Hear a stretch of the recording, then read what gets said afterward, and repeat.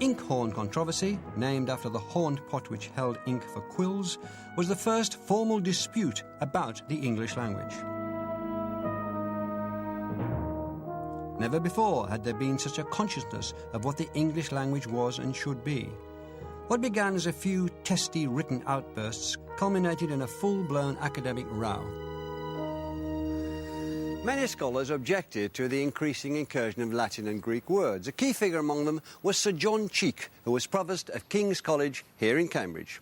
He argued strongly that English should not be polluted by other tongues. Ironically, Cheek was a classicist and the first Regius Professor of Greek in Cambridge. Nevertheless, Cheek felt that English should be reappraised as a Germanic language, going back to its Anglo-Saxon roots. Cheek even invented words like crossed for crucified, gain rising for resurrection, ground wrought for founded, toller for publican, mooned for lunatic, forsayer for prophet, and hundreder for centurion. I am of this opinion, that our own tongue should be written clean and pure, unmixed and unmangled with borrowing of other tongues, wherein if we take not heed by time, ever borrowing, and never paying, she shall be fain to keep her house as bankrupt. Cheek wrote about the bankruptcy and counterfeiting of the pure English language, but it's again ironic that the very words he used, words like bankrupt, counterfeiting, and indeed the word pure itself, aren't of Anglo-Saxon or Germanic origin at all. They're from the Latin-based languages, Italian and French.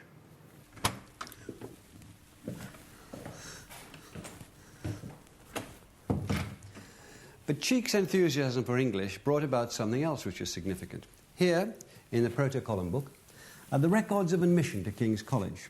The name of the book is Latin, and it's written in Latin. But written beneath Cheek's entry, for the very first time in this book, is a text in English. This short English note was the first chink in the classical armour that had protected scholarship and isolated it from everyday people. Look, it starts off in Latin, if we can decipher it. Egregius vir magistre Johannes Cheek admissus fuit in verum et perpetuum prepositum collegii regalis predicti. Which means that this worthy man, John Cheek, was admitted into the true and perpetual provostship of the aforesaid King's College. But underneath it is a short passage, and this is the Quiet Revolution, which is in English.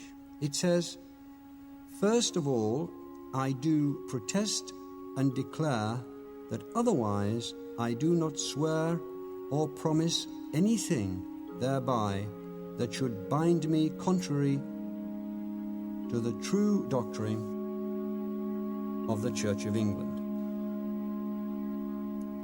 But however hard he tried to promote a pure English, Cheek and his supporters couldn't stem the huge influx of Latinate words that people had started using.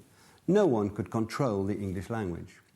By the end of the 16th century, over a period of some 60 or so years, the building blocks had been laid to create a language that we can still understand today, that we call modern English.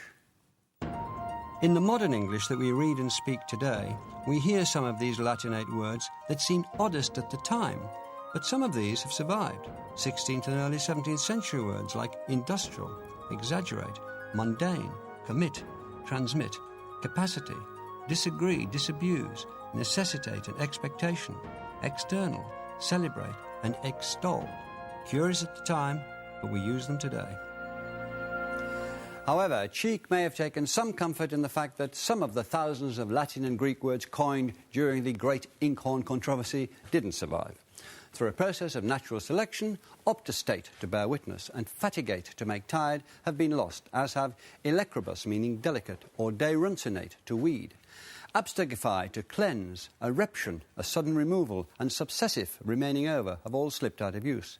Nidulate, to build a nest, latrate, to bark like a dog, pity about that, and suppeditate, to supply, have also disappeared. Whilst a word like impede survived, its opposite, expede, didn't. As we explored the globe, so at home we explored the world of words. It's fun to poke fun at these creations, but they demonstrate the intense interest the English language inspired.